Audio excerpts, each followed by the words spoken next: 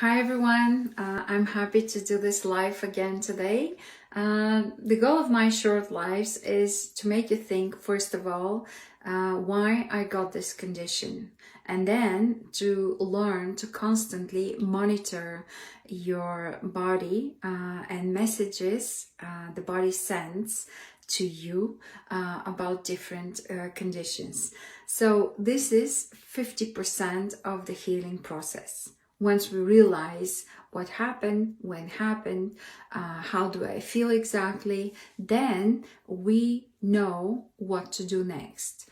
The disease is the message. It is not the disease. When we worked with patients with cancer, we used to tell them the cancer is the message. It is not the disease. The disease started when you did something in terms of lifestyle that brought you off the path, or you went through enormous stress with which the body could not deal, and that's why the cancer started developing, because the immune system could not detect it. After a certain moment, the cancer goes under the radar, we say, of the immune system. So we all know that things can be better, and we have the chance to make them better. And this happens only with caring attention and a lot of work. If you think that the condition will just disappear one day like that, I've never seen it. I'm sorry to say that, but yeah. And I'm aware that once we realize that there is a problem of the functioning of the body, we are more open to solutions. And when we are open to solution, they all of a sudden come like a lot of solutions and pathways we can take in order to solve the problem. So I would like to equip you and my clients with the knowledge needed. And if my knowledge is not enough in certain field, I would like to refer, like today, I'm going to refer you to Dr. Gundry and Andrew Walker. Dr. Gundry talks about lectins, and you can see their impact on our body through the skin. He's a researcher, I think he's a doctor as well. Andrew Walker has a fantastic podcast where he shares his research on sleep, because skin and sleep have direct interaction, and the lack of sleep shows on the skin very, very well. So overall, this provided information is supposed to teach you to understand the process of getting a disease, first of all, and then to be more sensitive to the messages of our body. What we feel and what we see on our body is the baseline of everything we do in order to heal our body. In this line of thoughts, let's talk about the skin. So the skin is the largest organ of the human body, and the skin is colonized by diverse milieu of microorganisms. They are billions and billions of them on different topological or topographical, I would say, location of our skin. Like I'm talking about armpits, let's say face, behind the knee, around the navel. We have different types of organisms. The internal immune responses can modulate the skin microbiota. This is how to understand this. Our internal immune system can show up what is the state of this internal immune system through modulation of the microorganisms of the skin.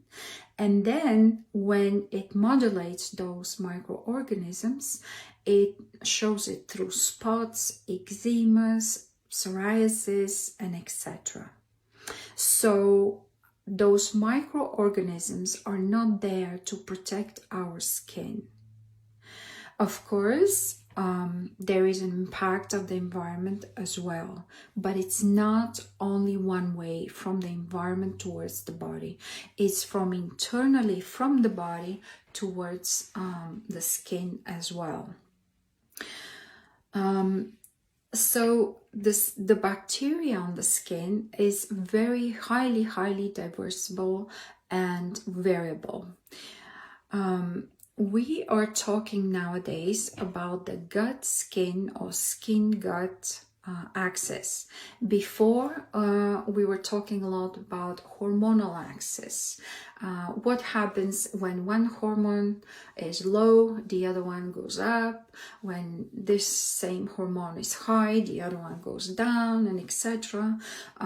So this is to learn easily about the process of the hormones. Then we start talking about the brain-gut axis, because the brain, it turns out, that communicates with the gut, but the gut communicates even more with the brain, because the information from the gut to the brain is 10 times more, so far we know, than the information from the brain to the gut. So now they talk about the skin-gut or gut-skin axis, because the skin has its own immunity, and the gut is part of our immune system, is there in the gut. So they have a very robust communication. This is very important to know. So the gut and the skin may interact under physiological and pathological circumstances. Pathological is when we have a disease or something wrong occurs in the skin. Our focus more often is on the gut microbiota, but because it has a huge metabolic capacity. But now we learn about the axis between the microbiota of the skin and the gut. For instance, very interesting it was for me to learn that gut microbes are around your nose, sinuses, eyes, mouth, around your ears, in the armpits, around your navel, in the groins. We have similar or some of the microbes, or predominantly those of the gut. Isn't that fascinating? So the role of the skin is to act as a barrier between the body and the environment, while preventing disease-causing organisms and foreign substances from getting into our body. And let me mention that the pores of the feet are the biggest. So the biggest organisms that can go through the skin go through the feet. That's why feet need special care when we are in challenging environments, and special care to keep them intact and in a very good health. So they have their microbiome that can protect us from those invaders. Some of these organisms of the skin are merely bystanders, while others work together with the skin in fighting invaders or to promote immunity. The skin serves as microbiome, as an ecosystem. It is a microbiome that serves as an ecosystem for billions of microorganisms. And While knowledge of the skin microbiome lags behind the gut microbiome, there is a growing evidence that the microbial imbalances on the skin are associated with skin disorders as well as with chronic wounds on the skin. So when we have some of those disorders or chronic wounds, that means the bacteria that protects us, the microbes there at that spot of the skin just are not there to protect us from invasion. But just as well, this is also the internal body message that goes through the skin to show us that something is wrong. If you take a swab of the microbes on the skin behind your ears and a forehead, for instance, you will see the variety and the difference between the microbes, the species which populate those parts of the body. And I find this fascinating and very interesting. So there are three main types of skin. We have the oily skin, which is on our face. We have the moist skin, which is in the underarms and the armpits and around the navel. And we have dry skin, which is, let's say, on our arm. And I would like to mention here that the skin has a lot of mostly bacteria and very little fungi and viruses. So two commensal species of Staphylococcus bacteria secrete natural antibiotics. Yes, the skin has that as well. Very interesting. These antibiotics molecules, what they do, they can disrupt the cell membranes of other bacteria, like disease-causing bacteria that are trying to invade us. So our skin can produce antibiotics as well. Interesting, right? Study shows that the diversity of the microbial community on the skin decreases, and its composition changes while increasing urbanization. So when we are in environments where there's a lot of people, a lot is happening, a lot of pollutions and etc., the skin's microbiome intensifies in order to protect you. How smart the body is.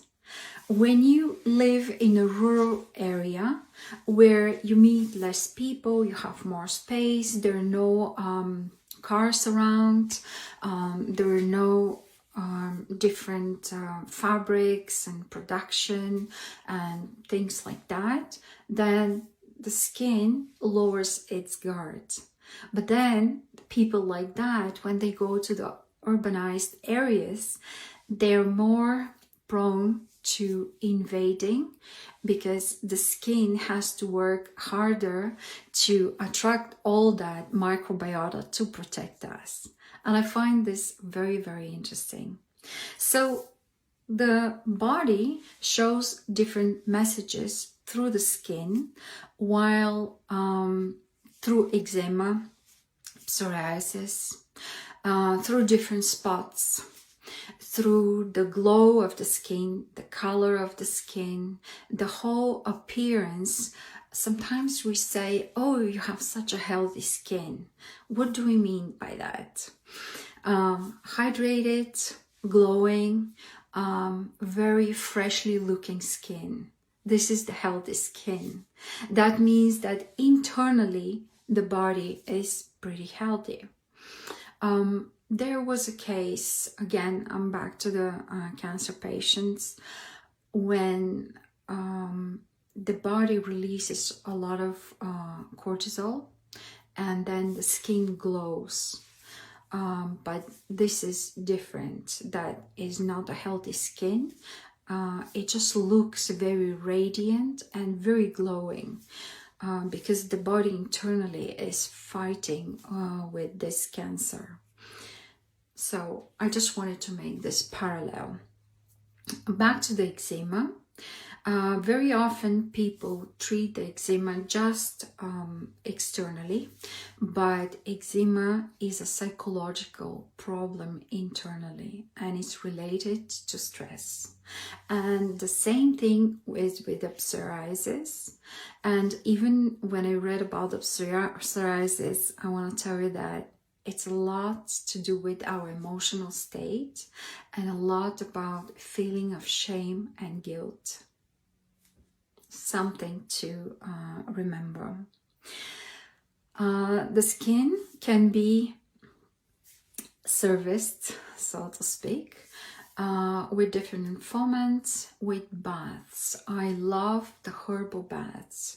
Whatever herbal bath you use, could be nettle, could be burdock, whatever herb you like. It's very refreshing to do the bath, to put it in your bathtub when you take a bath, or to soak your feet. Through the feet, like I said, a lot of stuff can go through. People heal, use them for healing, those soaks. And one of my favorite is to suggest to the clients magnesium baths at night with warm water. For those who don't have neuropathy, as warm as they can stand, because that promotes a better circulation and lets all that magnesium to go in through the body. For the magnesium, it takes about 3 weeks to accumulate the needed magnesium, so in order to start working. So we need to be patient, absolutely. But different foments, different mixtures of herbs can be done, and they are absolutely amazing the way they act on the body. Of course, essential oils, very good idea, or essential oils to put in your bath, but use natural ones. Make sure that it's pure essential oil. It doesn't have colors, different substances that enhance the product. The skin has to be hydrated. Very important. Why? Because that's the way it functions properly at its optimum, and it provides the protection from the environment at its best.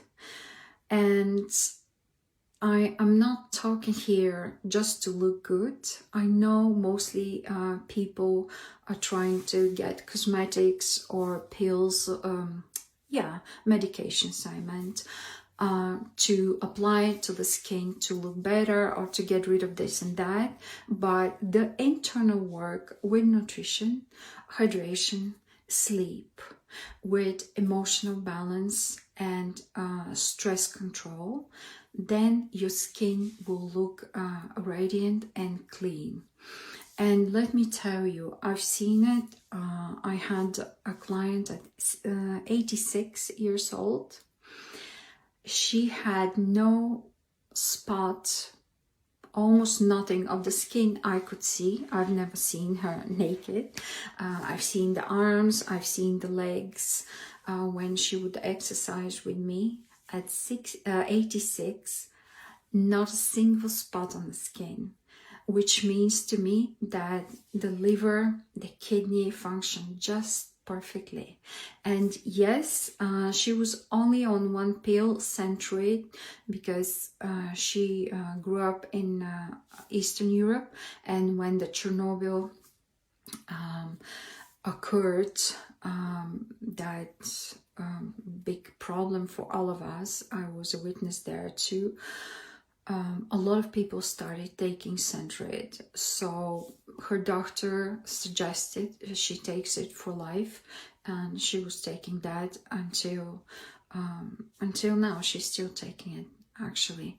But this is the only pill she has. A very balanced nutrition, a very good hydration till that moment. And the skin looks just great. So I hope I gave you a few ideas about the skin, some knowledge how this organ works. And if you have any questions, please ask them below or contact me directly to see how I can reply to you and how I can help you. Thank you.